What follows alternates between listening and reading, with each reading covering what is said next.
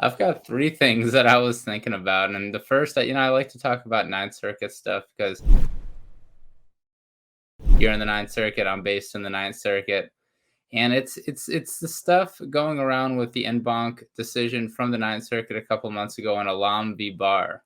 Mhm. And Alam came out a couple months ago, but the Ninth Circuit issued Kumar v. Garland.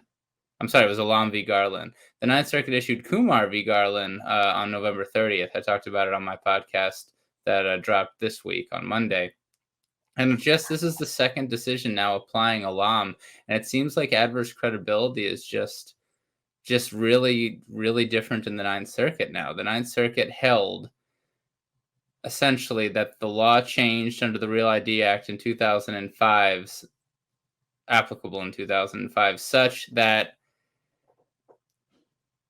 you can't just base an adverse credibility finding. The court can't affirm an adverse credibility finding based on a single factor. So that Mhm. is, if an immigration judge in the BIA or USCIS, I guess for that matter, relies on four factors, and three of those factors aren't good, but one of those factors is good, the Ninth Circuit can't necessarily affirm, and that's because the Ninth Circuit in Alam said that it's a totality of the circumstances analysis, Mhm. which to me, and it's not in all cases, but to me it means like if you've got three, let's say you get an adverse credibility again for, like in Kumar, there's four reasons for the adverse credibility, and let's say three of them are really strong, but one of them isn't, and you get the Ninth Circuit to agree that that one was not sustainable, that could be grounds for do-over because Mhm. totality of the circumstances requires all of the factors be considered. And if you take out, and if the board considered four and you take out one, then the totality of circumstances has necessarily changed. Mhm. Now, that's a bit of an expansive view of what Alam v. Garland and Kumar v. Garland are saying, but it's not wrong. Mhm. We'll see how other panels apply it, but really it's making it a lot easier to challenge adverse credibility findings in the Ninth Circuit. And in Kumar v. Garland, I mean, the immigration judge found that Mr. Kumar's demeanor, for example, uh, indicated he wasn't telling the truth. And the Ninth Circuit affirmed that. It said we can't overturn the IJ on demeanor. But nevertheless, they remanded it because some of the other factors just didn't hold weight.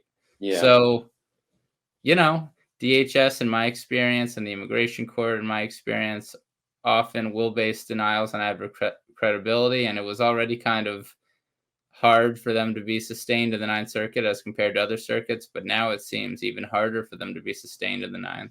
And that's the case where Kumar, where it was an Indian person that was part of a political party or something like that, and he couldn't go back. Is that Yeah, it? no, I liked that too.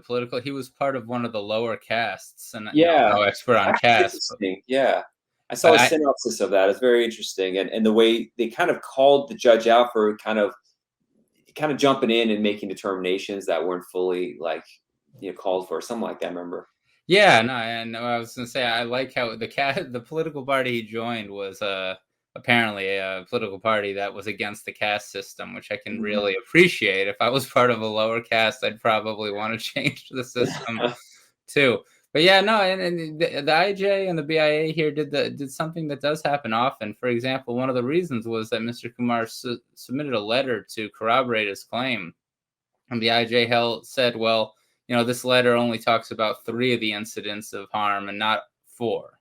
But Yeah. like, every piece of evidence doesn't need to corroborate every single aspect of a claim. I mean, it's Yeah. all together. Many things happen in a person's life, and it frustrates me a lot when those type of things happen because Yeah. it's not how the world works, and everybody knows it.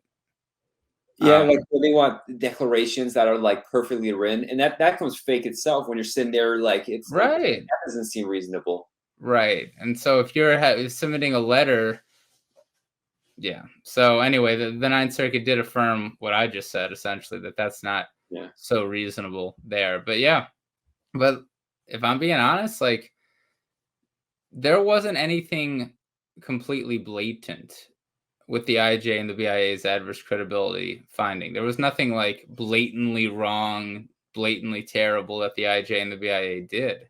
Mhm. and yet it still gets remanded under this totality of circumstances analysis, and that's because of Alam v. Garland, the en banc decision from a couple months ago. And so, big things in the Ninth Circuit, challenging Mhm. adverse credibility. Big time. Well, very neat. Thanks for sharing that. Yeah. And that would apply to USCIS as well. I mean, they make adverse cred too. If you're challenging them in the APA, in a district court action, I don't see why that wouldn't It's true. also apply